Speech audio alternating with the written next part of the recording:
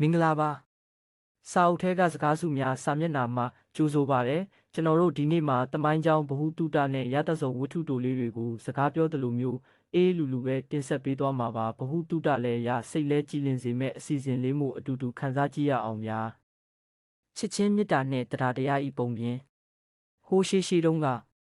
မန္တလေးတောင်ကြီးဟာအခုလိုဖျားပထိုးတွေနဲ့မဟုတ်ပဲတောတောင်ထူထပ်တဲ့နေရာတစ်ခုပေါ့အဲ့ဒီတောင်ပေါ်မှာဆန္ဒမုခိဆိုတဲ့ဘလူးမလေးတူးလေးနေထိုင်ခဲ့တယ်သူဟာရုပ်ရည်ကြမ်းတမ်းပေမဲ့စိတ်ထားကတော့တခြားဘီလူးတွေလိုမရက်ဆက်ဘူးတနေ့မှာတော့တောင်ကြီးကနေဖြတ်တန်းသွားတဲ့လှဲကုံတဲ့ခေါင်းဆောင်ကြီးနဲ့ဆုံတွေ့ခဲ့ကြတဲ့ထူးဆန်းတာကကုံတဲ့ကြီးဟာကြောက်စရာဘီလူးမလေးကိုမြင်ချင်းချစ်ခင်ဆုံးမသွားခဲ့တာပါပဲဘလူးမလေးဆန္ဒမုခိကလည်းကုံတဲ့ကြီးရဲ့ကျင်နာမှုကိုရရှိတဲ့အခါမှာသူတို့နှစ်ဦးဟာလူနဲ့ဘီလူးဖြစ်ပေမဲ့မေတ္တာများပြီးလင်မယားဖြစ်ပေါင်းသင်းခဲ့ကြတယ်သူတို့မှာတားတော်နှစ်ယောက်တောင်ထွန်းကားခဲ့ပြီးတာယာတဲ့မိသားစုဘဝလေးကိုတောင်ကြီးမှာတိဆောက်ခဲ့ကြတာပေါ့အချိုးကွေးနဲ့ဆွန့်လွတ်ခြင်း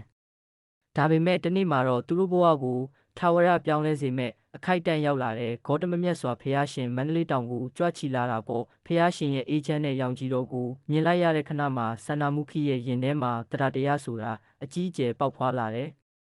သူဟာမိသားစုပေါ်ထားတဲ့တန်ရောစင်ထက်ဖះရှင်အပေါ်ထားတဲ့ကြီးမျိုးစိတ်ကပိုအားကြီးသွားတယ်ငါမှဖះရှင်ကိုလှူစရာဘာမှမရှိပါလားလို့ပူဆွေးနေတော့မှပဲသူဟာအမျက်နှိုးဆုံးခန္ဓာကိုယ်အစိတ်ပိုင်းဖြစ်တဲ့ရင်သားနှစ်ဖက်ကိုဖျက်လူဖို့ဆုံးဖြတ်လိုက်တယ်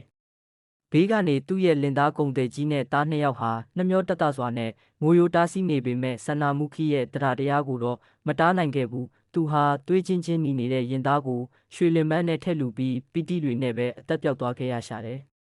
သင်ခန်းစာယူစရာနဲ့မှတ်သားစရာ lessons to remember ဒီဇလန်းလေးကနေကျွန်တော်တို့ရရှိနိုင်တဲ့အဖိုးတန်သင်ခန်းစာ၃ချက်ရှိပါတယ်ဗျာတက်ကုအတွင်းစိတ်ဤအလှတရား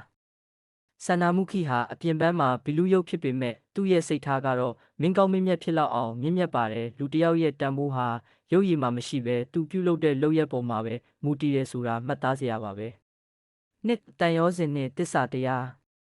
လူနဲ့ဘီလူပေါင်းတင်ခဲ့ကြတာဟာစစ်မှန်တဲ့မေတ္တာမှာအဆင့်တန်းခွဲခြားမှုမရှိဘူးဆိုတာကိုပြပါတယ်ဒါပေမဲ့လော်ကီတန်ရောစဉ်ထက်မြင့်မြတ်တဲ့လောကုတ္တရာကုသိုလ်ကိုဦးစားပေးနိုင်ခဲ့လို့သာသူဟာဘီလူဘဝကနေကျွတ်လွတ်ခဲ့တာဖြစ်ပါတယ်၃စေတနာ၏အကျိုးပေးဆန္ဒမုခိဟာအသက်နဲ့လဲပြီးလှူခဲ့တဲ့စေတနာကြောင့်နောင်ဘဝမှာမန္တလေးရတနာဘုံမြို့တီနန်းတီမင်းတို့မင်းကြီးဖြစ်လာပြီးသာသနာပြုခွင့်ရခဲ့တဲ့ကောင်းတာလုပ်ရင်ကောင်းတာဖြစ်မယ်ဆိုတဲ့နေရာမှာကိုဒီဇက်ကြောင်းကအထင်ရှားဆုံးသက်သေပြနေတာပါပဲစေတနာတီတာကံဖြစ်သည်ဆိုတဲ့အတိုင်းဆန္ဒမုခိရဲ့စေတနာဟာသူ့ဘဝကိုကြောက်စရာပြီးလူမကနေတမိုင်းဝင်မင်းကြီးအဖြစ်ပြောင်းလဲပေးခဲ့တာပါပဲဗျာ